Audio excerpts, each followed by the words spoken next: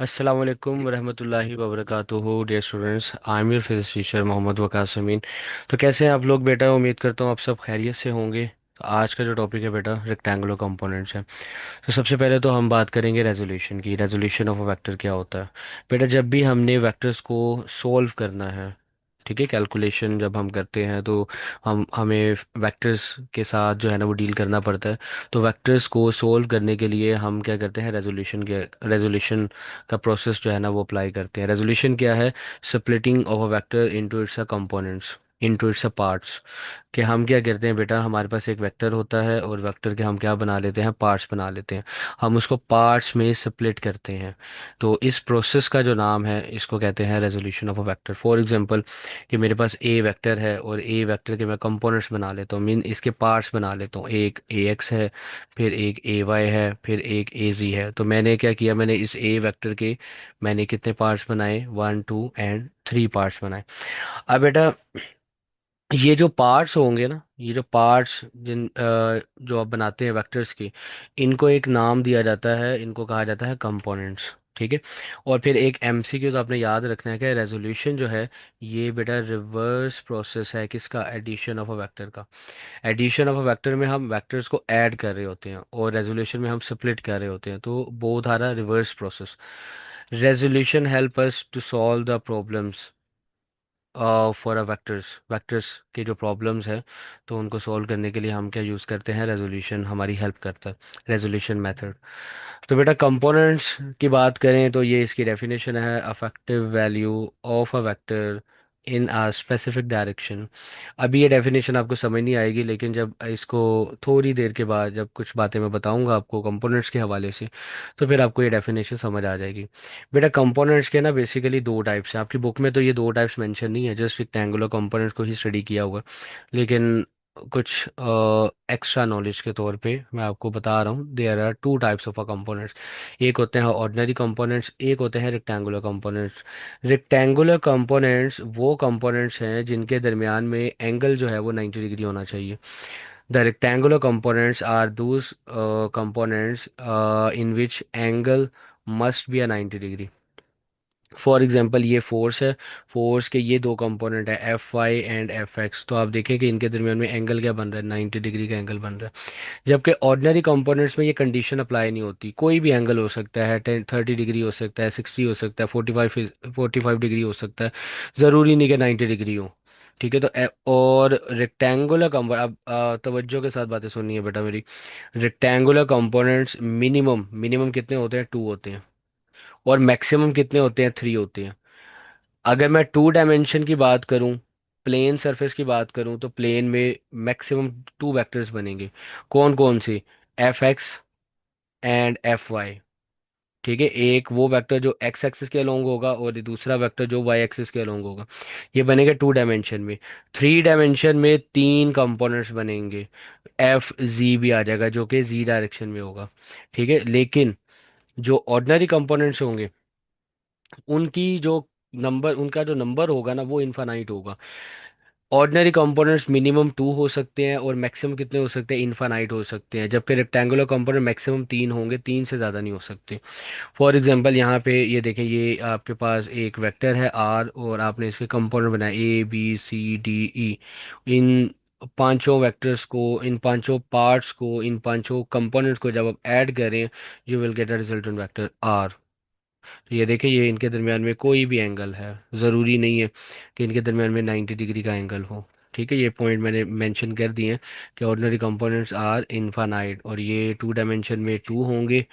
ये मैंने मेंशन कर दी हैं। ए एक्स है और ए वाई है, और 3D में कितने होंगे? 3 होंगे। लाइक ए वेक्टर है तो ए एक्स बनेगा, ए वाई बनेगा और ए जी बनेगा। और लास्ट लेक्चर में मैंने बताया था कि यूनिट वेक्टर भी लगाने लाजमी है। इसका मतलब है यहाँ पे जो यूनिट वेक्टर लगेगा वो आई कैप लगेगा और यहाँ पे जे कैप लगेगा। इधर आई कैप, इधर जे कैप और इधर के कैप। आई होप कि ये बातें समझ आ गई। अब रेक्टेंगुलर कंपोनेंट्स को डिटेल के साथ ज़रा देखते हैं बेटा। रेक्टेंगुलर कंपोनेंट वही कंपोनेंट है जिनके दरमियान में एंगल क्या होगा बेटा? 90 डिग्री होगा। According to this figure, for example ये देखिए, ये जो ऑरेंज कलर का है ना, ये ए वेक्टर है। मैं इधर सेपरेट भी जो है ना वो ड्रा कर देता हूँ। ये आपके पास ए वेक्टर है। अब आपने ना इसके कंपोनेंट्स बनाने हैं। कैसे बनाएंगे? ए कंपोनेंट ये होगा एक्स एक्सिस के अलोंग, और दूसरा कंपोनेंट इसके परपेंडिकुलर ड्रा करना है आपने, यानी ये परपेंडिकुलर मींस वाई एक्सिस के अलोंग। आप जो एक्स एक्सिस के अलोंग होगा उसको आप ए एक्स का नाम दे देंगे, और जो वाई एक्सिस के अलोंग होगा उसको आप ए वाई का नाम दे देंगे। ये जो वाई वेक्टर है, वाई कंपोनेंट है, इसको आप यहाँ भी प्लॉट कर सकते हैं। ये आपके पास एक राइट एंगल ट्राइंगल बन जाएगी, और ये बनेगा एंगल थीटा। अब इनके कुछ नाम, इन पॉइंट्स के नाम दिए हुए हैं, जैसे ये पॉइंट एन है, ये ओरिजिन ओ है, ये पॉइंट पी है, और ये पॉइंट एम है। अब आपने क्या करना है बेटा, ए एक्स की वैल्यू फाइंड आउट करनी है और ए वाई की वैल्यू फाइंड आउट करनी है। Mean x component find out करना है और वाई कंपोनेंट फाइंड आउट करना है। ठीक है, ये आपका ए एक्स है। मुझे ए एक्स की वैल्यू फाइंड आउट करनी है, मुझे बेस फाइंड आउट करना है। ठीक है, ये आपको नाम तो पता होंगे, इसको आप बेस कहेंगे एक्स एक्सिस को, और इसको आप परपेंडिकुलर कहते हैं, और इसको आप हाइपोटेन्यूज कहते हैं। तो बेटा हमने क्या फाइंड आउट करना है? बेस। बेस के लिए हम कौन सी ट्रिग्नोमेट्रिक रेशियो यूज करते हैं? Cos theta. ठीक है, कॉस थीटा किसके इक्वल होगा बेटा? कॉस थीटा होता है बेटा base over hypotenuse. Base over hypotenuse. अब यहाँ पे बेस किसके इक्वल है? ओ एम के इक्वल है, तो मैं यहाँ पे ओ एम लगा देता हूँ। और हाइपोटेन्यूज किसके इक्वल है बेटा? ये देखें, ये हाइपोटेन्यूज है, ये दिस वन, ये हाइपोटेन्यूज है ओ पी। तो हाइपोटेन्यूज की जगह क्या आ जाएगा? ओ पी आ जाएगा। अब ओ एम किसके इक्वल था?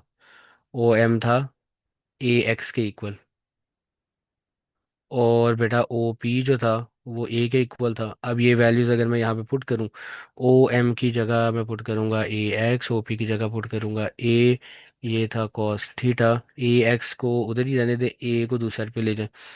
तो बेटा ए एक्स की जो वैल्यू होगी वो होगी ए कोस थीटा। ये आपके पास एक्स कंपोनेंट आ गया बेटा। अब आपने इसी तरह वाई कंपोनेंट फाइंड आउट करना है। इसके लिए मैं साइन थीटा की ट्रिग्नोमेट्रिक रेशियो यूज़ करूँगा। साइन थीटा किसके इक्वल होता है बेटा? ये होता है परपेंडिकुलर ओवर हाइपोटेन्यूज। आप ज़रा ऊपर देखिए, परपेंडिकुलर किसके इक्वल है? परपेंडिकुलर है एम पी के इक्वल, या पी एम कह लें आप। और हाइपोटेन्यूज किसके इक्वल है बेटा? ओ पी के।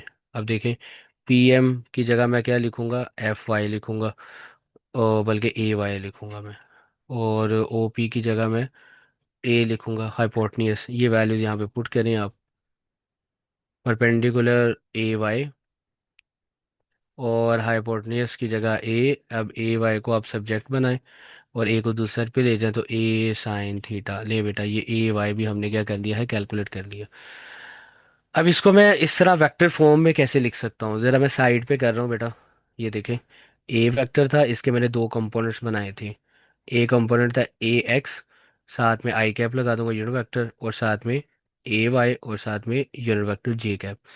अब ए एक्स की वैल्यू मैंने क्या मैयर की? ए एक्स की वैल्यू मैंने मैयर की बेटा ए कोस थीटा, साथ में आ जाएगा आई कैप, प्लस ए वाई की वैल्यू मैंने मेजर की ए साइन थीटा, साथ में आ जाएगा जे कैप। तो मैं इसको इस तरह से भी लिख सकता हूँ, ठीक है, कंपोनेंट्स की फॉर्म में या वेक्टर की फॉर्म में। अब आ जाए बेटा, ये कुछ एमसीक्यूज हैं। At what angle A X component is equal to A Y component? Angle है 45 डिग्री, 225, 135, या फिर इम्पॉसिबल है, ऐसा पॉसिबल पॉसिबल ही नहीं। बेटा लास्ट लेक्चर में याद करें, मैंने आपको बताया था इक्वल वेक्टर्स के बारे में बताया था। अगर यहाँ पे इक्वल का साइन है जो कि इंडिकेट कर रहे हैं कि ये दोनों कंपोनेंट्स यहाँ इक्वल हैं। अब देखते हैं क्या ये इक्वल है कि नहीं है। अब देखें, इसमें डायरेक्शन भी इन्वॉल्व है। अब मुझे पता है ए एक्स और ए वाई ये तो परपेंडिकुलर है, इनकी डायरेक्शन सेम तो नहीं हो सकती ना। और जब सेम नहीं होंगी, डायरेक्शन सेम नहीं होंगी, मैग्नीट्यूड चाहे सेम हो लेकिन डायरेक्शन ही सेम नहीं है, तो आप इसको इक्वल नहीं कह सकते। इसका मतलब है इसका जो राइट ऑप्शन बनेगा ना वो डेल्टा बनेगा, इम्पॉसिबल। आई होप कि ये एमसीक्यू समझ आ गया। लेकिन अगर यही क्वेश्चन ऐसे पूछ लिया जाए, आपसे मैग्नीट्यूड पूछ ली जाए, तो फिर इसका एंगल हो सकता है। और वो एंगल क्या होगा बेटा? 45 डिग्री होगा, 135 भी होगा, 225 भी होगा, और आपको ऑप्शन में क्या गिवन होगा बेटा? ऑल। आप राइट ऑप्शन क्या होगा बेटा, डेल्टा होगा। अब ये प्रूफ कर सकते हैं, लेकिन यहाँ पे जो है, यहाँ पे मैं आपको ना थोड़ा सा हिंट दे देता हूँ। 45 डिग्री के एंगल पे कंपोनेंट्स की जो मैग्नीट्यूड होती है वो इक्वल होती है। ये मैं प्रूफ करवा देता हूँ, लेकिन इसमें आप 90 ऐड कर दें ज़रा। 90 जब ऐड करेंगे ना 135, आप देखेंगे 135 डिग्री पर भी दोनों कंपोनेंट्स की मैग्नीट्यूड इक्वल होगी। फिर 135 में दोबारा आप 90 ऐड कर दें, क्या आ जाएगा, ये आ जाएगा 225 डिग्री। तो इस एंगल पर भी कंपोनेंट्स की मैग्नीट्यूड क्या होंगी, इक्वल होगी। आप 225 में 90 ऐड करते जाएं, 225 में 90 फिर ऐड करेंगे, ये बन जाएगा 315 डिग्री। 315 में दोबारा 90 डिग्री ऐड करेंगे तो ये क्या बन जाएगा, 405 डिग्री। ठीक है, आई होप ये समझ आ रहे हैं आपको। 90 ऐड करते जाएं, तो ये जितने भी एंगल्स आपके पास आएंगे इन तमाम एंगल्स पर आपको कंपोनेंट्स की मैग्नीट्यूड मैग्नीट्यूड क्या मिलेगी, इक्वल ही मिलेगी। अब ये छोटा सा प्रूफ जो है ना वो मैं साइड पे कर देता हूँ आपको, देखें। ए एक्स की वैल्यू क्या है, ए कॉस थीटा, और ए वाई की वैल्यू क्या है, ए साइन थीटा। ठीक है, ये आपका ए कॉस थीटा, ये आपका ए साइन थीटा। अब ज़रा देखें, कॉस थीटा को दूसरी साइड पे ले जाएं, ए और ए कैंसिल हो जाएगा, कॉस दूसरी तरफ जाएगा, ये हो जाएगा साइन थीटा, को दूसरी तरफ पे जाके डिवाइड हो गया, और इधर आ जाएगा 1। अब साइन कॉस थीटा की रेशो क्या आपको डिफाइन करती है, ये आपका आंसर आता है टेन थीटा के इक्वल। अब थीटा को एक जगह पे रहने दे, टेन को दूसरे पे लेके जाएं तो टेन इनवर्स 1 हो जाएगा। और जब आप कैलकुलेटर से कैलकुलेट करेंगे ना तो इसका एंगल आ जाएगा 45 डिग्री का एंगल आएगा।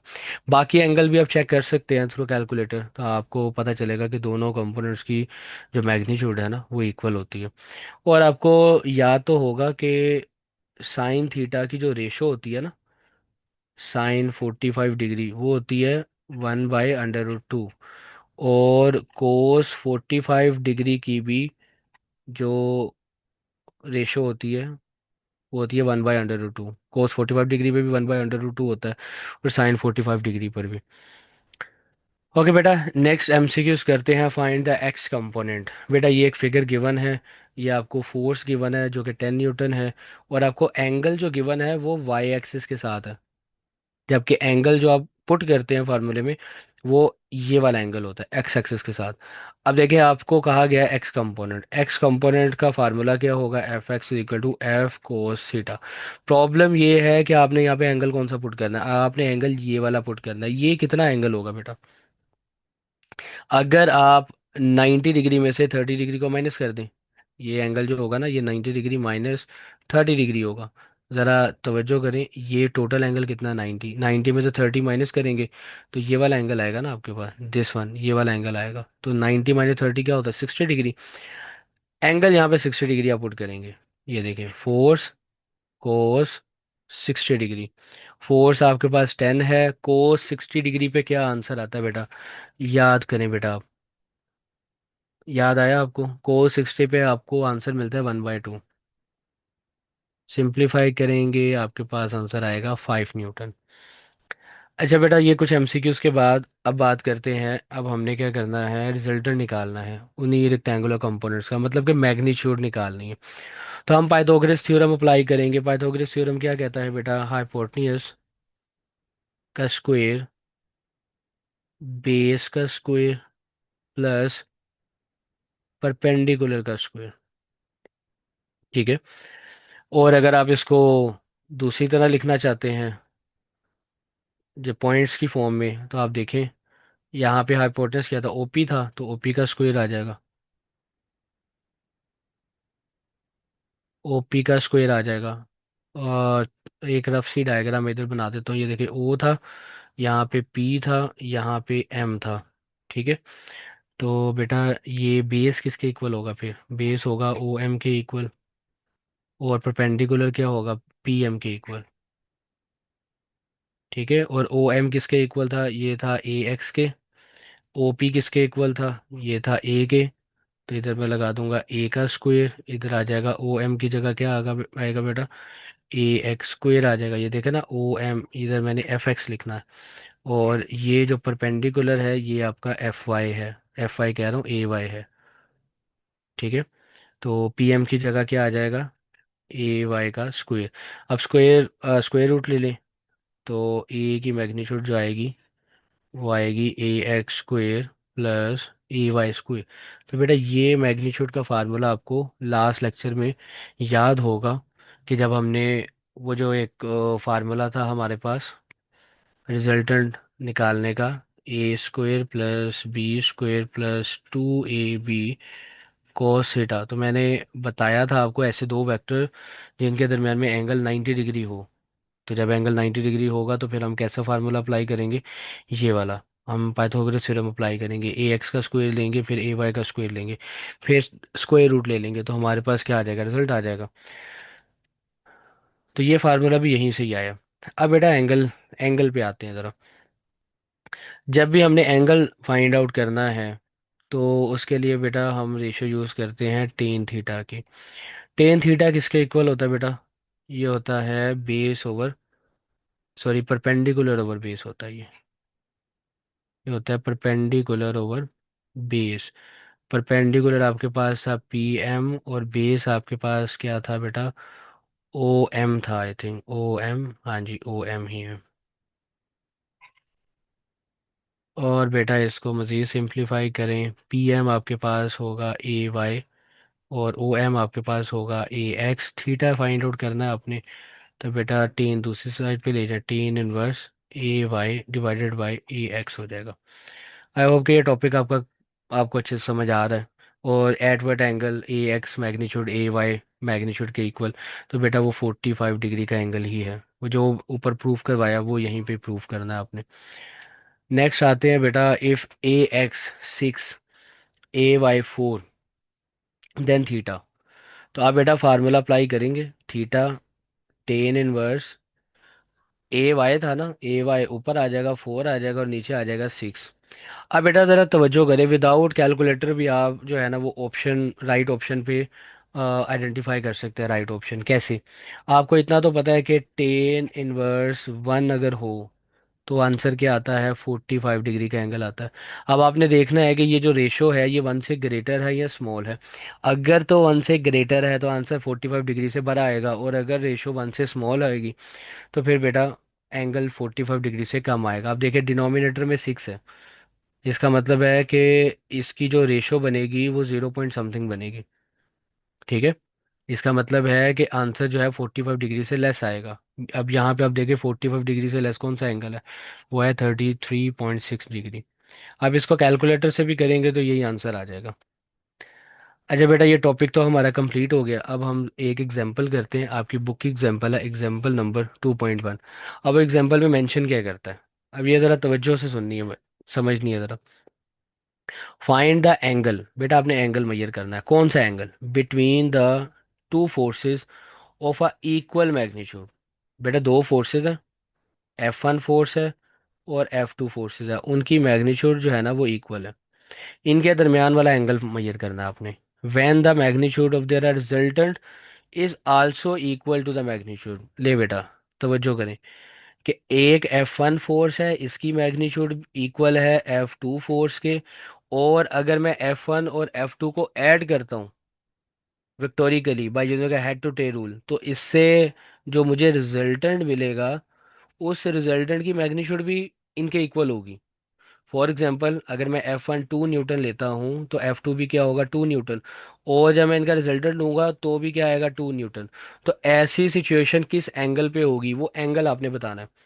आपको क्वेश्चन समझ, आई होप कि क्वेश्चन समझ आ गया होगा। नहीं समझ आया तो दोबारा से वीडियो जो है वो पीछे करें और अंडरस्टैंड करने की कोशिश करें कि आपने वो एंगल मेजर करना है जिस एंगल पे दो फोर्सेस की मैग्नीट्यूड भी इक्वल हो जाए और उनका रिजल्टेंट भी मैग्नीट्यूड के इक्वल हो जाए। मतलब रिजल्टेंट की मैग्नीट्यूड और इन दोनों फोर्सेस की मैग्नीट्यूड किस एंगल पे इक्वल होती हैं। तो अब आते हैं बेटा क्वेश्चन पे आते हैं, पहले तो मैं आपको ना इसकी फिगर बना देता हूँ। लाइक ये आपके पास F1 है, ठीक है, और ये आपके पास F2 है। अब देखें ये पहला वेक्टर था F1, इसका हेड और सेकंड वेक्टर की टेल के साथ मैंने क्या कर दिया है, ज्वाइन कर दिया। और जो रिजल्टेंट होगा ना वो ये है रिजल्टेंट। ये आपका क्या है, रिजल्टेंट है। देखिए हेड हेड के साथ मीट कर रहा है, टेल टेल के साथ मीट कर रही है, ये आपका क्या है, रिजल्टेंट है। अब एंगल मेजर करना है आपने। वैसे तो आप डायरेक्ट भी मेजर कर सकते हैं, मैथमेटिकली भी मैं आपको बताऊंगा। देखिए ये बन गई है ट्राई। इंटरनल एंगल क्या होता है बेटा, ये तो आपको याद होगा, ये भी 60 डिग्री होता है, इधर भी 60 डिग्री होता है, और इधर भी 60 डिग्री होता है। लेकिन आंसर 60 डिग्री नहीं है। उसकी वजह यह है कि मैंने लास्ट लेक्चर में आपको बताया था कि वेक्टर्स का एंगल कभी भी हेड और टेल के साथ नहीं होता, हमेशा एंगल मेजर किया जाता है टेल टू टेल। तो आप इस F1 वेक्टर को थोड़ा सा आगे ड्रा करें, तो बेसिकली ये वाला जो एंगल होगा ना, ये एंगल जो होगा ना, यही आंसर होगा इसका। तो आप देखेंगे टोटल एंगल कितना है। अगर आप ये टोटल एंगल देखेंगे तो ये 180 डिग्री है ना, और 180 डिग्री में से अगर 60 माइनस कर देंगे, तो फिर जो एंगल आएगा वो ये कौन सा आएगा, 120 डिग्री। इसका मतलब है कि 120 डिग्री के एंगल पर F1, F2 और रिजल्टेंट, इनकी मैग्नीट्यूड क्या हो जाएगी, इक्वल हो जाएगी। अच्छा, अब ये तो हमने फिगर वाइज हमने समझ लिया, अंडरस्टैंड कर लिया। इसको अब हम मैथमेटिकली भी डील करते हैं ज़रा, जिस तरह आपकी बुक में किया हुआ है ये। ले बेटा, F1 जो है ना, आप देखिए ज़रा, ये एक्स एक्सिस के अलोंग है। तो अगर मैं F1 के दो कंपोनेंट बनाऊं, ये देखें यहाँ पे मैं F1 जो है ना, इसके दो कंपोनेंट बनाता हूँ, एक होगा F1x और एक होगा F1y। ठीक है। और F1x क्या होगा, F1x होगा F1 cos थीटा। अब ज़रा फिगर में देखें कि F1 जो है ना वो एक्स एक्सिस के अलोंग है, और एंगल एक्स एक्सिस के साथ ही तो लिया जाता है। इसका मतलब है यहाँ पे एंगल क्या बनेगा, 0 डिग्री। तो जब आप थीटा 0 डिग्री पुट करेंगे, तो इसका जो आंसर आएगा, cos 0 डिग्री पे होता है 1। तो बेटा F1x ये किसके इक्वल आ गया, ये आ जाएगा F1 के इक्वल आ जाएगा। अब इसका y कंपोनेंट है ही नहीं।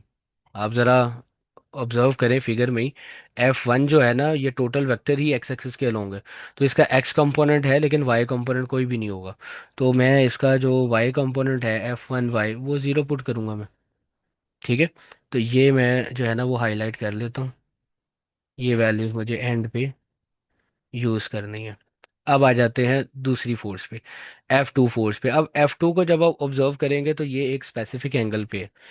ठीक है, ना तो हॉरिजॉन्टल है ना वर्टिकल है। इसका मतलब है इसके दोनों कंपोनेंट्स बनेंगे, F2x भी बनेगा और F2y भी बनेगा। अब इस फोर्स पे आ जाते हैं, इसको मेजर करते हैं ज़रा। F2 है, F2x और F2y। F2x जो है मेरे पास वो होगा F2 cos थीटा, और जो बेटा F2y होगा वो होगा F2 sin थीटा।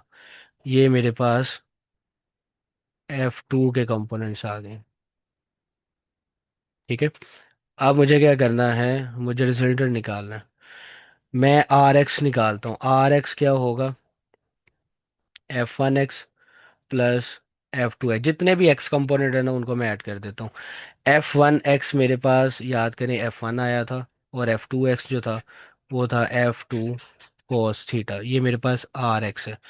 इसको मैं कह देता हूँ इक्वेशन नंबर 1। अब इसी तरह जितने y कंपोनेंट्स हैं उनको मैं ऐड करके एक रिजल्टेंट निकाल लेता हूँ, RY। अच्छा, F1y तो मेरे पास ज़ीरो था ना, तो इधर ज़ीरो आ जाएगा, और F2y जो था वो F2 साइन थीटा। मीन्स कि आपके पास RX की वे जो वैल्यू आई है वो F1 plus F2 cos theta आई है, और RY की जो वैल्यू है वो आई है F2 साइन थीटा। अब आपने इनकी मैग्नीट्यूड निकालनी है, क्योंकि मैग्नीट्यूड से ही चेक करना है ना आपने। मैग्नीट्यूड इक्वल रख के ही तो आपने ये सारी चीज़ें जो है वो कैलकुलेट करनी है। तो अब आप इनकी मैग्नीट्यूड निकाल लें, आर रिजल्टेंट निकाल लें। तो मैग्नीट्यूड का फार्मूला लगेगा RX square and RY square. इनकी वैल्यूज पुट करें अब आप। RX की जो वैल्यू थी वो ज़रा देखें ज़रा, RX किसके इक्वल था, F1 plus F2 cos theta square plus R Y था बेटा F2 साइन थीटा स्क्वेयर, और ये ले ले आप स्क्वेयर रूट। ठीक है। अच्छा, इसमें आप एक ये जो नंबरिंग दी हुई है ना, इसको आप रिमूव भी कर सकते हैं। क्यों? क्योंकि F1 की मैग्नीट्यूड और F2 की मैग्नीट्यूड इक्वल हैं। ठीक है, तो आप ये जो वन है और ये जो नंबरिंग दी हुई है, ये आप ना लिखें। आप बिल्कुल सिंपल फॉर्म में भी इनको लिख सकते हैं। तो अब आप इसको ज़रा कैलकुलेट कर लें ज़रा। अच्छा, ये ए का स्क्वायर और बी का स्क्वायर बनता है। सिंप्लीफाई करें ज़रा। ये हो जाएगा ए का स्क्वायर और ये हो जाएगा बी का स्क्वायर, एफ कोस थीटा पूरा स्क्वायर ले लूँगा, फिर plus two A and B, फिर साथ एफ साइन थीटा और इसका स्क्वायर। ये आ जाएगा रिजल्टेंट। अच्छा, अब यहाँ पे जो रिजल्टेंट है ना, इसकी जगह पे मैं एफ लिखना चाह रहा हूँ। इसकी जगह भी एफ आएगा। क्यों? क्योंकि रिजल्टेंट की मैग्नीट्यूड, F1 की मैग्नीट्यूड और F2 की मैग्नीट्यूड, इन तीनों की मैग्नीट्यूड तो इक्वल ही थी ना। और हम मैग्नीट्यूड वाला ही तो फार्मूला अप्लाई कर रहे हैं। तो इस आर की जगह भी मैं एफ पुट कर सकता हूँ। ठीक है। और आगे स्क्वायर रूट भी तो है। अब आप क्या करें, स्क्वायर रूट ख़त्म कर दें। जब आप स्क्वायर रूट ख़त्म करेंगे तो दोनों साइड पे स्क्वायर लेना पड़ेगा। तो इधर भी एफ का स्क्वायर आ जाएगा और उधर स्क्वायर रूट ख़त्म हो जाएगा। इस फॉर्म को थोड़ा सा सिंप्लीफाई कर लें बेटा। ये एफ स्क्वायर आ जाएगा इधर। ठीक है। और इधर आ जाएगा आपका एफ स्क्वायर को स्क्वायर थीटा, ये बीच में प्लस भी आएगा। फिर प्लस ये हो जाएगा two F square cos theta, और इधर आ जाएगा F square and sine square theta. ये फॉर्म बन जाएगी। अब तवज्जो करें बेटा, ये जो एफ स्क्वायर है ये दूसरी साइड पे जाएगा, माइनस का हो जाएगा। F square minus F square is equal to, और बेटा ये देखें, ये एफ स्क्वायर और ये एफ स्क्वायर, इसमें एफ स्क्वायर कॉमन आ रहा है, कॉमन ले लें। एफ स्क्वायर कॉमन आएगा तो ये कोस square theta plus sine square theta, आप इसको इस तरह से लिख सकते हैं, ये वाली फॉर्म और ये वाली फिगर। बाकी जो वैल्यू बची उसको आप एज इट इज़ लिख लें, two F square cos theta. अब ये F square minus F square zero आ गया, इधर ज़ीरो लिख दें आप। ये एफ स्क्वायर, अब देखिए कोस square theta sine square theta, इनको जब आप सम करते हैं तो आप ये फार्मूला है इसका आंसर आता है वन। अब बाकी वैल्यू भी लिख लें। ये आ जाएगी two F square cos theta, यहाँ पे मेंशन भी मैं कर देता हूँ कि cos square theta plus sine square theta is equal to one होता है। बाकी जो इक्वेशन आप एज इट इज़ लिख लें, F square plus two F square cos theta, यहाँ से एफ स्क्वायर दोबारा कॉमन ले लें, कॉमन आ रहा है, इधर आ जाएगा one plus two cos theta. F square दूसरी साइड पे जाके ख़त्म हो जाएगा, बाकी वैल्यू बची one plus two cos theta. One को बेटा दूसरी साइड पे ले जाएं, ये माइनस वन हो जाएगा। अब टू इधर मल्टीप्लाई हो रहा है, दूसरे पे जाके डिवाइड हो जाएगा, cos theta minus one by two. Theta को इधर रहने दे, कोस को दूसरे पे ले जाएं, ये cos inverse minus one by two. Calculate करें, यू विल गेट 120 डिग्री। इसका मतलब क्या हुआ बेटा कि 120 डिग्री के एंगल पर रिजल्टेंट की मैग्नीट्यूड, F1 की मैग्नीट्यूड एंड F2 की मैग्नीट्यूड, ये क्या होंगी बेटा, इक्वल होंगी। तो आई होप कि ये लेक्चर आपको समझ आ गया होगा। और बेटा लेक्चर अगर समझ आता है आपको तो लाइक किया करें, सब्सक्राइब किया करें और शेयर भी किया करें अपने फ्रेंड्स के साथ। आपसे मुलाकात होगी अब नेक्स्ट लेक्चर में, तब तक के लिए अल्लाह हाफिज़।